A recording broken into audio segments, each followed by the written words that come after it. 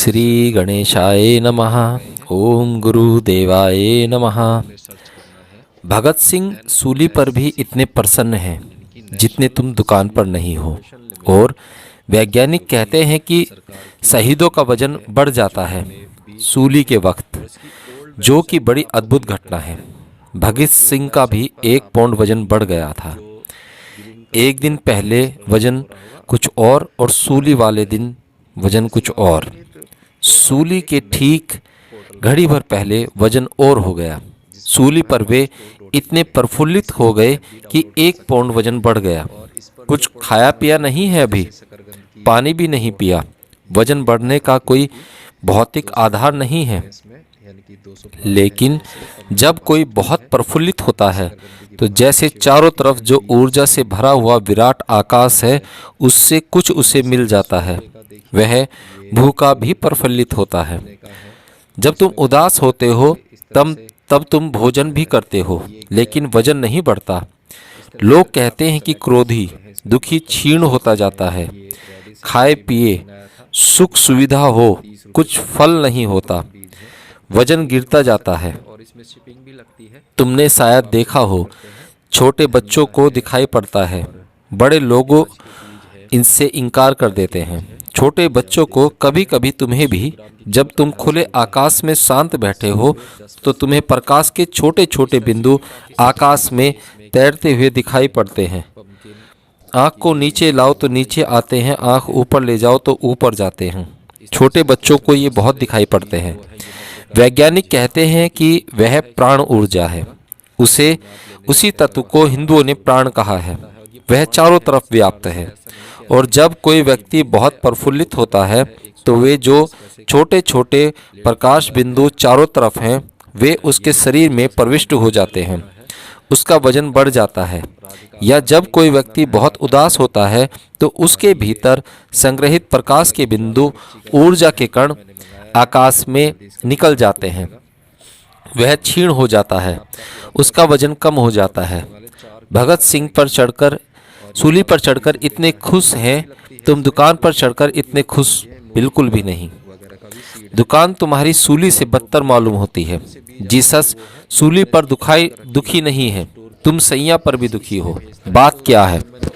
Jesus एक विराट मंदिर को बना रहे हैं। एक बड़ी अर्थपूर्ण घटना चारों तरफ घट रही है।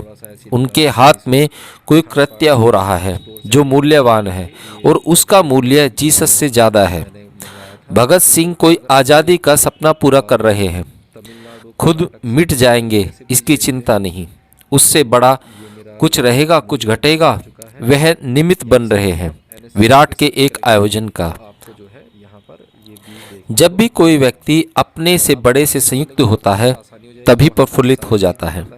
अक्सर तुमने देखा होगा कि भीड़ में लोग प्रफुल्लित हो जाते हैं। एक भीड़ चली जा रही है, हिंदू मुस्लिम दंग हैं। तुम पाओगे हिंदू भी प्रफुल्लित है, मुस्लिम भी प्रफुल्लित है। ये कभी प्रफुल्लित नहीं थे। ये बड़ी साधारण जन है जो रोज दफ्तर और दुकान जाते हैं। आज इनकी आंखों में एक चमक है, पैरों में एक गति है। रोज ये घिसटते से चले थे और आज ये दौड़े जा रहे हैं। आज ये छोटे नहीं हैं, बड़ी भीड़ का हिस्सा हो गए हैं। हिंदू धर्म, इस्लाम, कोई बड़ा लक्ष्य इनको पकड़ लिया है। इसी कारण दुनिया में बहुत उपद्रव घटित होता है। हिटलर के जर्मनी को प्रसन्न कर दिया क्योंकि उसने एक सपना दिया, एक आदर्श दिया, एक भविष्य की कल्पना दी, और लोग उस कल्पना से इतने आनंदित हो गए, सपने इतने साकार हो गए कि मंदिर बनने लगा। लोग तैयार हो गए कोई भी कृत्य करने को, कोई भी पाप करने को। हिटलर का सम्मोहन क्या है? हिटलर का सम्मोहन यही है कि तुम अपनी क्षुद्रता में बंद थे, तुम्हारे काम में कोई अर्थ न था। उसने तुम्हारे जीवन को अर्थ दे दिया। तुम गुनगुनाने लगे। जब भी जीवन में कोई अर्थ की झलक तुम्हें मिलेगी, गुनगुनाहट आ ही जाएगी, गीत आ जाएगा। जिसको भी तुम प्रसन्न देखो, समझना कि वह मंदिर बना रहा है। वह तीसरा व्यक्ति गीत गा रहा था, उत्तर देने के लिए रुका। उसने कहा, देखते हो मंदिर बना रहा हूँ।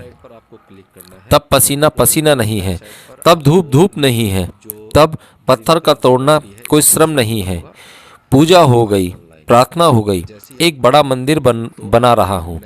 मैं शूद्र भी सार्थक हुआ जा रहा हूँ।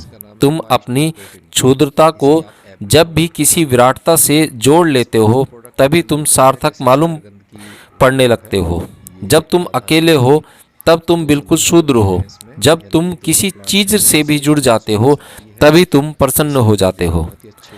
आज का आदमी इतना प्रसन्न नहीं है जितना अतीत में था, क्योंकि अतीत के आदमी ने बहुत मंदिर बनाए। आज का आदमी मंदिर बनाता ही नहीं, हालांकि बहुत बड़े मकान बनाता है, आकाश छूने वाले। मंदिर फीके पड़ जाते हैं, लेकिन फिर भी वे मकान हैं, मंदिर नहीं।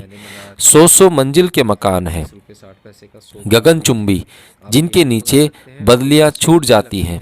कोई मंदिर इतना ऊंचा नहीं है, लेकिन फिर भी वे मकान हैं। ये तुम ही रहने के लिए बना रहे हो, तुमसे विराट के लिए उसमें निमंत्रण नहीं है।